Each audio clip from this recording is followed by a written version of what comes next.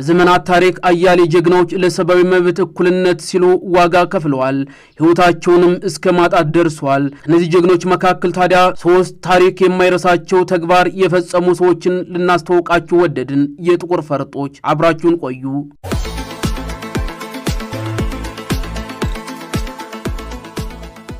የጥቁር አሜሪካዊቷ ዕድሜ 43 ዓመታትን አስቆጥራለች። ዕለቱ ሐሙስ እንደ ኢሮፓ አቆጣጠር ታኅሳስ 1 ቀን 1955 ነበር የተወለደችው።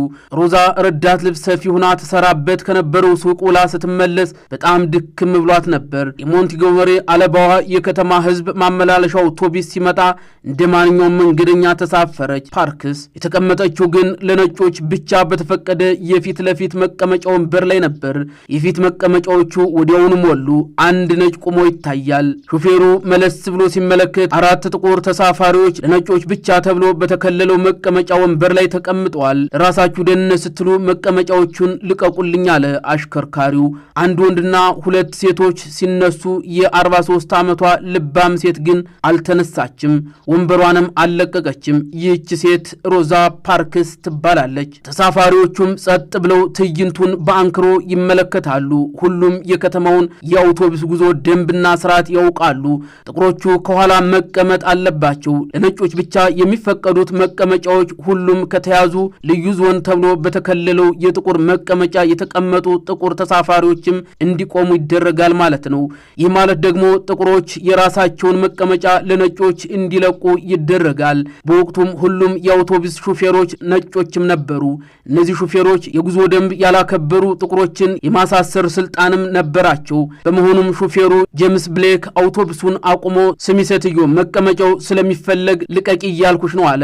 አትነሽም እያለ በጥያቄም ጨቀጨቃት። መናደዱ ፊቱ ላይ እየታየ እየተንቦገቦገ ማለት ነው። ፓርክስ ካደረገችው መነጽር ስር ያሉትን አይኖቿን ፍጥጥ አድርጋ አልነሳም አለች። እሺ ካልተነሳሽ የማሳስርሽ መሆኑን እወቂው ይላታል። ቀጥል ማሳሰር ትችላለህ አለችው ሮዛ ፓርክስ። ብሌክም ለፖሊስ ሲደውል ፖሊሶቹ ወዲያውኑ ከተፋሉ። ፖሊሶቹም በተመሳሳይ ለምንድነው የማትነሹ ሲሉ የፖሊስ መኮንኑ ሮዛን ይጠይቃታል።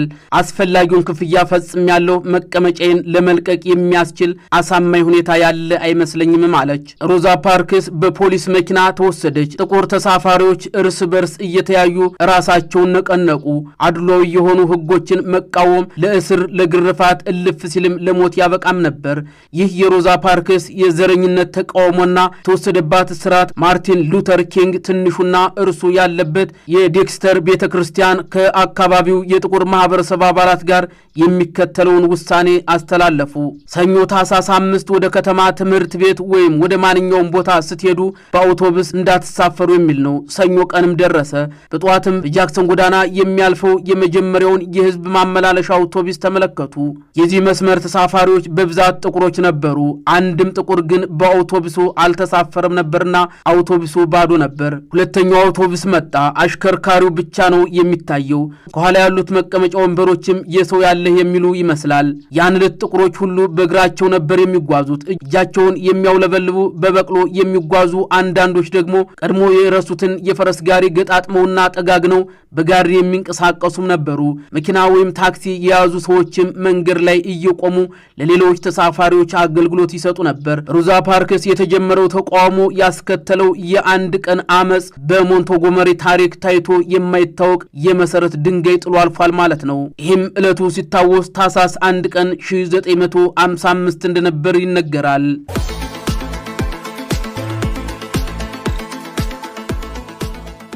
ህልም አለኝ የሚለው የማርቲን ሉተር ኪንግ ንግግር አሜሪካ ውስጥ ያለውን የዘር ጭቆናና የእኩልነት መብት አለመከበር የሚቃወም ነበር። በርካቶችንም ለተሻለ አስተሳሰብ አነሳስቷል። ታዋቂና ቀንደኛ ሰዎችን አከራክሯል። ዛሬም ድረስ የሚነገርለት ሐሳብም ሆኗል ኪንግ። ነገር ግን ዛሬም ላይ እነዚህ ጉዳዮች እልባትም አላገኙም ማለት ይቻላል። ጥቁርና ድሃ ማህበረሰቦችን ለማግለል ተብለው የሚወጡ የምርጫ እገዳዎችና ሌሎችም ተግባራት ማርቲን ሉተር ኪንግ ሲታገልለት የነበረው ጭቆና አሁንም ድረስ ስለመኖሩ ማሳያ ነው ሲልም ብላክ ሂስትሪ መንዝ ድረገጽ በ2025 መረጃው አስፍሮታል። ነሐሴ ወርም 1963 ዓ.ም ላይ እስከ 250 ሺህ የሚደርሱ ሰዎች ዋሽንግተን ዲሲ ወደሚገኘው ታዋቂው ሊንከን ሜሞሪያል ወይም የሊንከን ማስታወሻ ተመመውም ነበር። ይህ ሁሉ ሰው ታዲያ አንድ ሰው ንግግር ሲያደርግ ለማዳመጥ ነበር። ንግግሮቹ ዛሬም ድረስ በመላው ዓለም እንደ ነጻነት ማብሰሪያ ሆነው ይታያሉ። እንደ አውሮፓ አቆጣጠር በ1998 ዚ አውቶባዮግራፊ ኦፍ ማርቲን ሉተር ኪንግ በሚል ርዕስ በደራሲ ክሌይቦርን ካርሰን ለንባብ የበቃው መጽሐፍ ላይ እንደሰፈረውም ማርቲን ሉተር የተወለደው እንደ አውሮፓ አቆጣጠር ጥር 15 ቀን 1929 በደቡብ አሜሪካ ጆርጂያ ግዛት ውስጥ እንደነበር ይነገራል። አባቱ እሳቸው ካለፉበት የህይወት አይነት በተለየ መልኩ ልጆቻቸው እንዲሄዱ ከፍተኛ ፍላጎት ነበራቸው። ዘርና ቀለምን መሰረት ያደረገ መድሎም በመላው ደቡባዊ አሜሪካ ተንሰራፍቶ ነበር። በርካታ ይህንን የሚደግፉ ህጎችም ተግባራዊ ይደረጉ ነበር። ጥቁር ሰዎችና ነጭ ሰዎችም በተለያየ አካባቢ ነበር የሚኖሩት።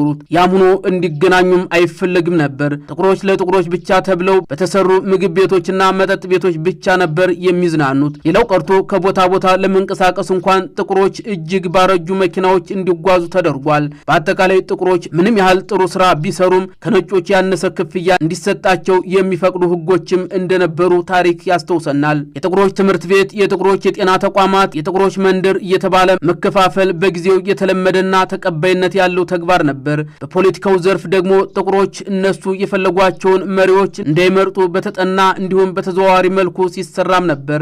ነገር ግን አሁን ላይ የማርቲን ሉተር ኪንግ ህልሞች በሙሉ ተሳክተዋል ብላችሁ ካሰባችሁ ተሳስታችኋል። ዛሬም ድረስ በመኖሩ የእርሱ ቤተሰቦች እንደሚሉትም በተለይ በቅርብ ወራት እየተስተዋሉ ያሉ ነገሮች ከማርቲን ህልም በእጅጉ የራቁና የተቃረኑ ናቸው። በነ ማርቲን ሉተር ኪንግ ዘመን ጥቁሮችን በግልጽ ያገለሉ የነበሩ ህጎች አሁንም መልካቸውን ቀይረው እንዳሉ ናቸው ሲሉም አያሌ የጥቁር መብት ተሟጋቾችም ይገልጻሉ።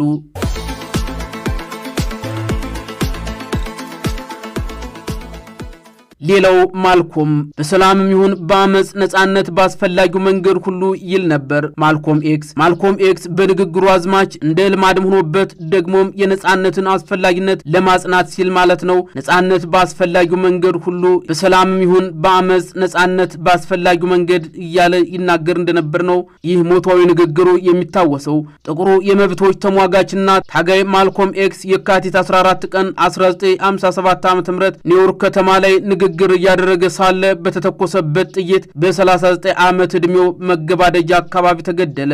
ማልኮም በ21 ዓመት ዕድሜው ዘረፋ ወንጀል ተከሶ ወህኒ በገባ ጊዜ ወጣቱ ማልኮም ኤክስ ኔሽን ኦፍ ኢስላም ወይም እስላማዊ መንግስት ይባል የነበረው ንቅናቄ መሪ የኤላይጃ መሐመድ ተከታይ እንደሆነ በሕይወት ታሪኩ ላይ የሚያጠነጥነው ዚ አውቶባዮግራፊ ኦፍ ማልኮም ኤክስ 1965 መጽሐፍ ላይ ተጽፏል። በኋላም የተዋጣለት የንቅናቄው መሪና ሰባኪ ስሜት አቀጣጣይ ተናጋሪነትም ወጣው ማለት ነው። የማልኮም ኤክስ የትግል ስልት በዘመኑ በአሜሪካ ጥቁሮች ንቅናቄ ውስጥ እጅግ ተናይቶ ከነበረውና ከህንዳዊው ማህተመ ጋንዲ ከተቀዳው የማርቲን ሉተር ኪንግ ሰላማዊ መስመር በፍጹም የተለየ ነበር። ማልኮም ኤክስ ራስን መከላከልንና ከነጮች ራስን ማራቅን አበርትቶ ይመክርም ነበር። ፕሬዚዳንት ጆን ኤፍ ኬኔዲ በህዳር ወር 1956 ዓ.ም በነፍስ ገዳይ ጥይት የወደቁ ጊዜ ማልኮም ኤክስ ሁኔታውን ጣል አድርጎ ሲናገር የኔሽን ኦፍ ኢስላም መሪው ኤላይጃ ሙሐመድ ማልኮም እጅግ ኃይለኛ ሆነ በሚል ከንቅናቄው እንዲወገድም ወሰነ። ማልኮም ኤክስ ከሜካ ሐጂ ማሊኬል ሻባዝ ተብሎ ወደ ሀገሩ ተመለሰና በሰኔ 1966 ዓ.ም የአፍሮ አሜሪካ አንድነት ድርጅትን መሰረተ። የድርጅት የጥቁርን ማንነት ማስተማር የአሜሪካ ጥቁሮች ጠላት የነጭ ዘር ሳይሆን ዘረኝነት መሆኑን አበርትቶ መስበክም ያዘ። ይህ የተለሳለሰ የማልኮም ፍልስፍና በሲቪል መብቶች ንቅናቄ በተለይ ደግሞ በተማሪዎች ሁከት አልባነት አስተባባሪ ኮሚቴ ዘንድ እጅግ የተወደደ የሆነ መጣ። ማልኮም ኤክስ በኔሽን ኦፍ ኢስላም አባላት በተተኮሰ ጥይት ከመገደሉ ከአንድ ሳምንት በፊት መኖሪያ ቤቱ በቦምብ ተደብድቦ ተቃጥሏል።